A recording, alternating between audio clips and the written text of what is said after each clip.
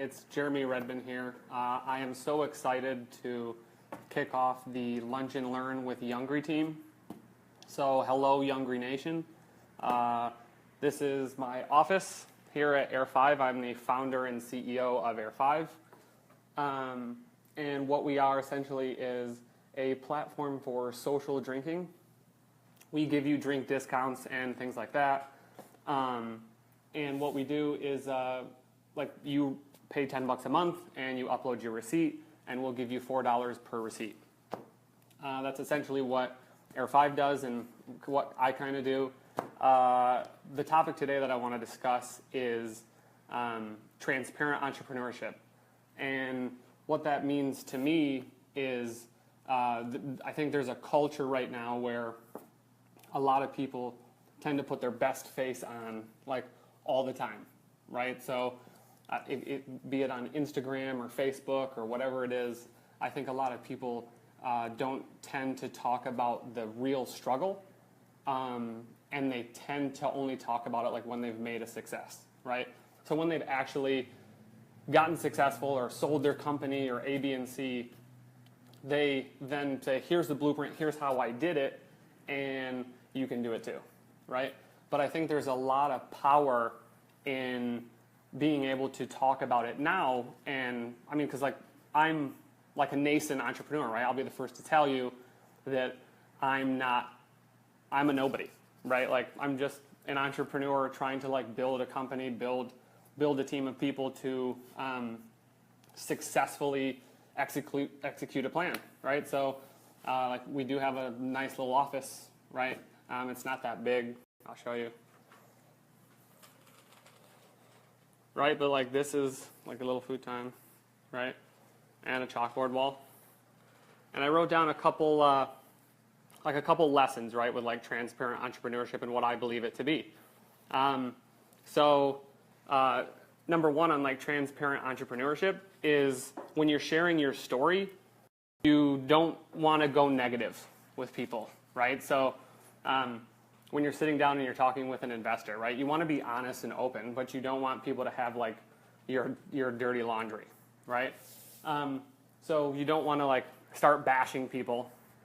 Like you don't want to like bring like I said, air your dirty laundry out there for like an investor. Like, oh, my dev guy is a piece of shit, right? Like he's not doing what I told him to do. We need to raise money to get rid of him, right? You can sugarcoat it more. The second thing I have on here is like unfilter.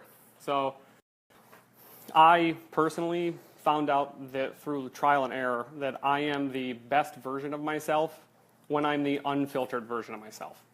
I always try to be nice in that, right? But if I want to cuss, I usually cuss.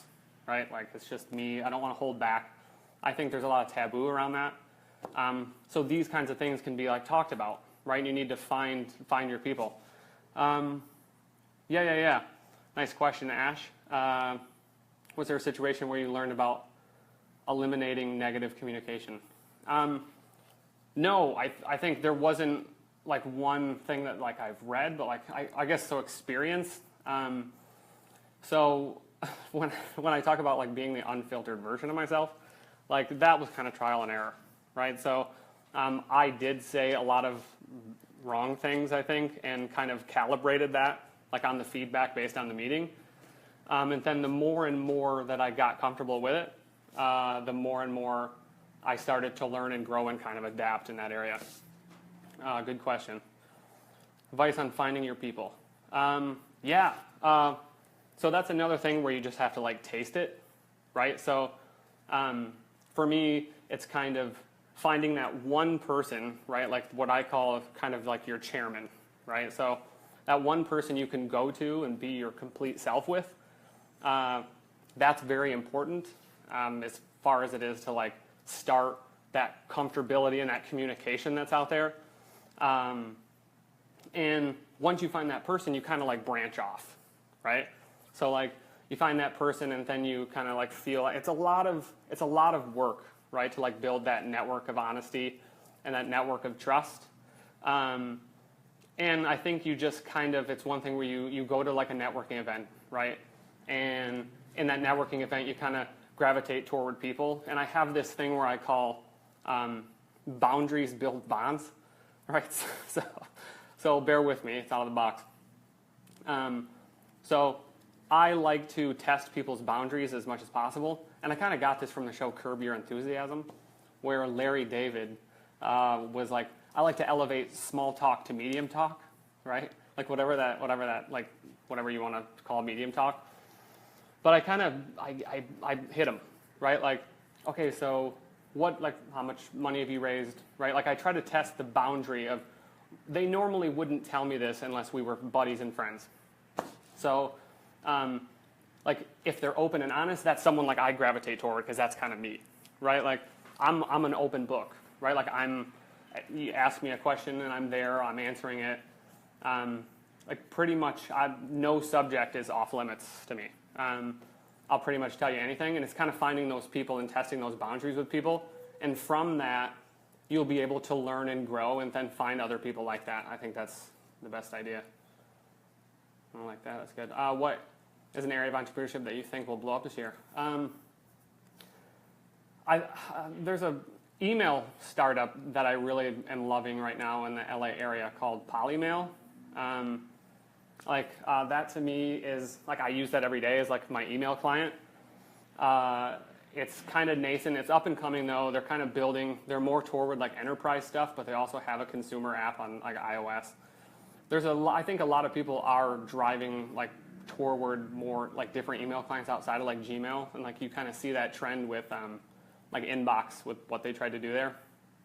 But yeah, that's kind of like, the easy choices, right, are like, oh, VR, right? Like we're going to the VR IMAX, right, or whatever it may be.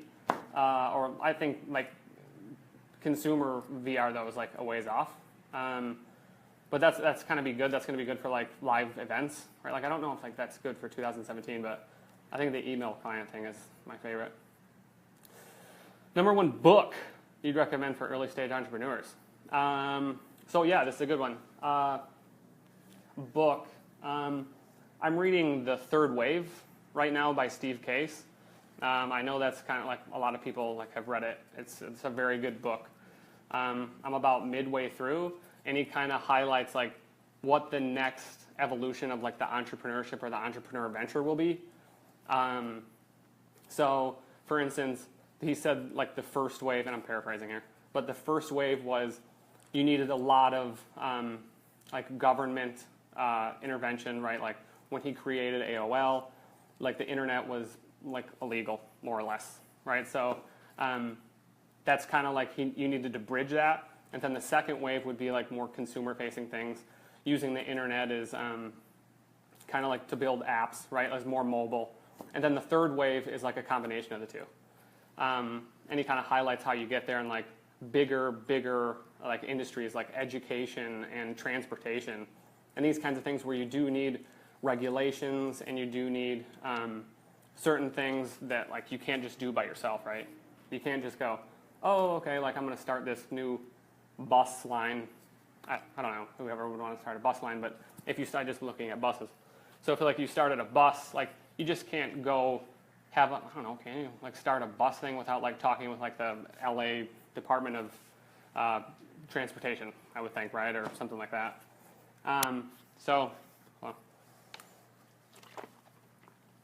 So yeah, that's kind of like how I think about like that. That was the third wave. But yeah, that was a good question. Any other questions here? Finding your people. What is the area? Book on entrepreneurs. Got that one. We'll just let some other things filter in here. Eliminating negative communication, blah, blah, blah. What's entrepreneurship like in Michigan? Thanks, Vince. Yeah. So Vince and I kind of go back and forth. Oh, man, you would. Okay, so we kind of go back and forth on like what's the difference between entrepreneurship and like where our roots are in Michigan, and then comparing it to like what we have out here in California. And I think the Midwest, right? Like we're kind of really mature out here in California, like more so San Francisco than like Los Angeles, but we still have a lot of large funds that are investing in a lot of startups and have a lot of capital. But I think there's a lot of growing venture capital and a lot of good startups that seem to be moving toward like the Midwest, right? I think now where we are in 2017, it kind of like evens the playing field. With like, you don't have to be located in San Francisco. Like there are more resources in the Valley or like in LA or New York or Austin, wherever it is. But still, I think you can, with the right company and the right product, you can attack anything anywhere.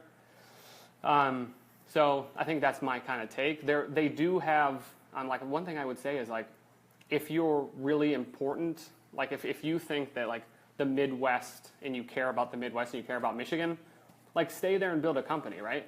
Like it needs entrepreneurs. It doesn't need to have, like what it doesn't benefit from is people like the brain drain, right? Like those people leaving that ecosystem and not building there and hiring there. So it's kind of like a catch-22 when you have like a lot of ambition, right? And you want to be in, I'm going to start the company in Silicon Valley and yada, yada, yada, right? But you kind of like, if you do kind of have that foresight and you kind of like want to stay in Michigan, like you should probably do that, right? I don't know, that's just kind of my advice. And will the Spartans ever become sports? Oh, thanks, man. So I went to Michigan State, and like our sports teams are not doing very well, but we did beat Michigan once, right? I think we've got a better shot at the tournament this year over Michigan. So thanks a lot, Vince, for rubbing that in. I think hopefully next year, right? I don't know. But until we see some other questions up in here, I'll talk about the other things on the board here, which are keep some things to yourself, right? Like when you're talking to certain people, it's good to keep some things like not in the conversation. So like if you go have a meeting or you go to a networking event, you don't necessarily want to put everything out there right there at the beginning. And I think like when you do these kinds of tasks, like constantly, right? Like don't go negative. These are kind of like the don'ts, right? Like be the unfiltered version of yourself, and keep some things to yourself. You can save some stuff, right, for later. Because if you establish a relationship with that person, it will grow, and you can, you want to stay in contact, and you can continue to put some shit out there. We got another question. My question is, what's your hardest challenge you overcame in entrepreneurship so far, and how did you overcome it? Wow, good question. This is a good one. So I think for me personally, like I feel like I was born to be an entrepreneur, and I feel like a lot of ways that rings true. I started kind of like my first like sales company when I was, 12, right? So like where I would like hire my stepbrother, Matt, and then I would hire like another kid down the street, and I would tell my mom to help, right? So like I was scaling a company when I was 12 years old, so like that's how I knew I had that entrepreneurial like wherewithal. And the big risk and the big challenge for me was like, or the biggest like hardship was not taking that leap like after college. I kind of like fell into this role where I went into an accounting space and it was safe and it was a good offer and this kinds of things. And after like a couple years of that, I was like, okay, no, like I'm dying inside, right? Like being an entrepreneur, you kind of have a tolerance for a lot of risk, right? Like otherwise you wouldn't do it. It's like all a risk, And I haven't made it yet. So like I'm still overcoming like different levels of risk every day. And for me, it was killing me inside because like accounting is like the most risk averse like field you could like ever be in. So like that was like a big challenge for me to like not do it, right? I know it's kind of a cheat, but so I'll answer it in a two-parter. So a lot of times like when you don't have resources and you don't have money, which I've been in a lot, right? Like AirFive is a year and a half in the making, and we're just now starting to like launch a good product that people are starting to love. So like it's hard to get your early teammates on, right? So like you get your early teammates and they want to help you, but then shit gets tough, right? Like for them, they're not the ones that kind of came up with the idea. It was more your idea, and you kind of like convinced them through your inspiration, like, hey, like you kind of inspired them to join you. But when it dips, right, like it will get hard, right? It will get tough. And for me, shit's still tough. But like, yeah, you had a couple spots where a teammate of mine who like wanted to be a co-founder and wanted this and that, and like we ran into a couple of challenges, and he was like, I can't do this anymore. So like, and I go, fuck, like what am I gonna do, right? Like, what am I gonna do?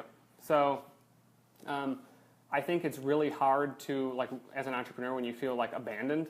You know what I mean? Where that exact story has happened at least 2 or 3 times to me, right? So trying to get that right partner on board, trying to build the organization and the company that other people want to see, right? So I kind of shed that, all of it, right? I want to build the company I want to build, right? Not on other people's terms. So like, if it dies because I did it my way, right? Like the old Frank Sinatra song says, I did it my way. Oh, and I can live with it, right? So yeah, like that's like the biggest challenge when people come on board and kind of like leave you hanging and like, where do you go? I denounced the challenge by learning to code myself, right? So like I learned to code like the iOS version, right? So I could do some front end stuff and then freelance the back end stuff as well. So it's all how you like meet that challenge. And I know a lot of other entrepreneurs that would face that challenge and end up working for someone like a month later, right? Like, oh, like he abandoned me as my partner. I'm dying. Like I've got no company now, and I'm like, how do we? Like, I can't do anything else. Like, what do I do, right? So like, you just like look at your options and you kind of like go from there. But that's like the biggest challenge. But I'm constantly not with that challenge, right? But now that we have a little money, I can hire like the right people that are kind of organized as well. Thank you for your question. Okay, our organization is a group of college entrepreneurs focused on entrepreneur. My question is, what would you say the first 3 steps for a student who has classes and a job to get started should take? Oh yeah, wow. Okay, yeah, that's a good one. Let me make sure I get this. What would you say for the first three steps for a student who has classes and a job to get? Okay, so one, maybe drop out of school, right? Like that's the number one thing, right? For me, it was more about like getting my degree, right? I knew my degree's in accounting. So that's not going to help me much like when I'm outside of like school or an accounting firm or like being a bookkeeper for someone, which I don't want to do. So I guess my advice to you, I'm not really to drop out, like get that degree. It's good to have that for sure. And one thing that AirFive does is like connect people like in the same college, like over drinks. So that's one thing that I've always said is like when you have that degree, you always have that network, right? That the network is like the biggest thing. So get that. That's a joke. So like so the first 3 steps, I guess I would say, is like you have to make a decision, right? And I think that one decision would be like I didn't have an entrepreneurial like calling in college, right? Like it kind of like died off and I went in the accounting route, like I was saying. But if I did, you just have to like get really good at prioritizing, right? So like here are the hours I have, right? Like, and every team needs to be like on base. So like you need to like make sure that you have enough priority, like your priorities, and like if your goal is to get just pass every class and get a degree, right? You know you've got to get like a 2.0, right, in every course. So you do the bare minimum there, right? Just so to make your parents happy, whatever it is, to get that degree, get your network. And then you start going, okay, so I need money, I need to pay my bills. And then you go, okay, so I need to work this part-time job to get a little cash. Or can I deploy the hours I would in that job, driving revenue for the entrepreneur venture that I would have? So like, you got to figure that out. Can you take the hours you would normally deploy against your part-time job, and can you pay your bills with your entrepreneurial venture? So like, figure that out. And then two, after you prioritize, I would over-communicate with your team, right? So that's really big. So like, when you're all doing like school and your entrepreneurship thing and you've got like part-time work or whatever, it's going to be something where you might need to over-communicate with the teammates that you have, right? Like if it's one person or it's two people or whatever it is. You want to make sure that you're saying, hey, here are the expectations, here's what we can do, here's what we can allocate to it, and where do we want to go, and here's how we get there. So like etching out a plan and then making sure everyone at all times that's on board is communicating with each other. And then adapt and grow from there. If I had a third, right, it would be test the entrepreneurial venture as fast as you possibly can. So if you could ask for a few weeks off of your part-time job, or you know that you have midterms coming up, or like spring break coming up. So on spring break, right, like you don't go on spring break, right, and you just work 60 hours that week because there's no school, right, so there's no excuse there. You don't work the part-time gig, right? I don't know, tell your boss you have a spring break. I don't know. So like, and then you work 60 hours on that whole week to get it out, right? As soon as you get that first iteration or whatever the product is out, then you can start to validate what the market is and if you can make money doing this, and then go from there. That was a good question. Good job, man. Guys, a bunch of you guys. Cool. What is the fourth one? Oh, yeah. Okay, so don't be rude. Just be real. So you don't want to necessarily be an asshole because you're being honest, right? Like, don't chalk up being honest with someone and being transparent as an excuse to be an asshole, right? Don't be like, oh my God, like, you're dropping your ball. Like, I keep thinking about in Silicon Valley, the TV show, where the guys drop their balls on like the boardroom table, right? Like, that's everyone's goal, right? But you don't have to necessarily act like that. And if you have the necessary traction and like deal heat, you can probably do that metaphorically, right? By like more in your words. But again, just like, don't be an asshole for asshole's sake. What else here? Good couple of questions. What topic will your writing expertise be on in Youngry? Good question. I think like budding entrepreneurship is a great topic, right? Like I'm in it now, right? So like this whole entire thing is about being an entrepreneur, being a struggling entrepreneur, right? Like just now building a product and just now putting it out into the market and kind of sharing that story, right? Where my first piece, and I'm writing it now, exclusively for Youngry, is going to be what I call the entrepreneur's dilemma. So I'll share a little story while I wait for some questions to come in. So I was having coffee with a guy, and he was a buddy, right? Like an old buddy. We haven't talked in maybe like a year or so or whatever. And like we met, and I go, hey, first thing out of the gate was like, hey, did you download AirFive? Right? Grab your receipt, come by. And he admitted to me later, right, that like that was a turnoff, right? Like he felt it was bait and switchy, right? Like where I said, hey, let's meet for coffee, let's catch up. And I was like, download AirFive, right? Like before I sent him a text like, hey, would love to show you how it is, blah, blah, blah. Now, while I feel that was probably a little sensitive of that guy, I understood where it could come across as that way. And I thought to myself, like, three things. One, can an entrepreneur turn that off, right? Like, can a real entrepreneur that's doing it 16 hours a day, like I am, there's not a person or soul I meet that doesn't get bombarded with AirFive shit, right? Like, did you do it? What's your feedback? Did you try it? Did you try it? Did you get the subscription? Did you do it?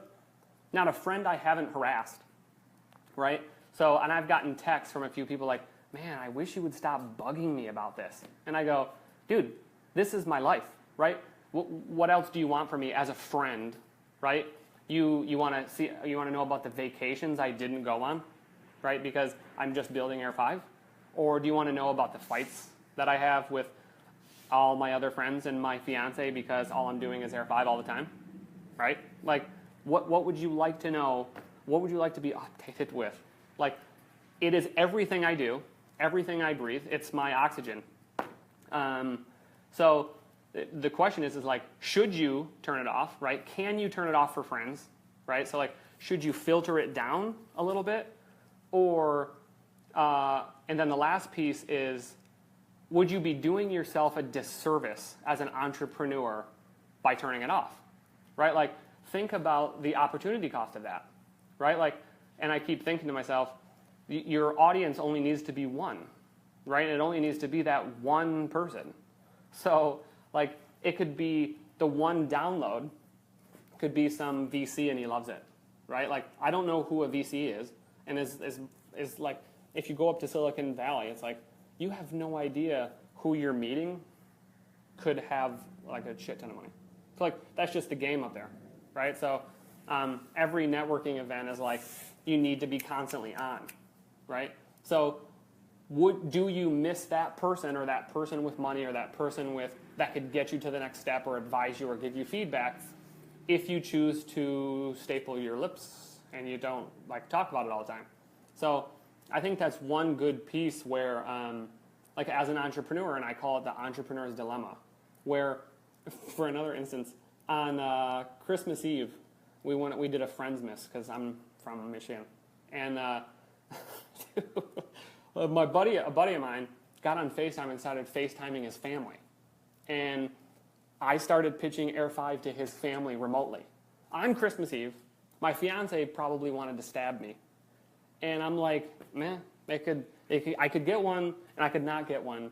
But like, I'm not going to stop this, stop what I'm doing until I am dead on the battlefield, like giving everything I had. There's a Lombardi quote like that somewhere around there.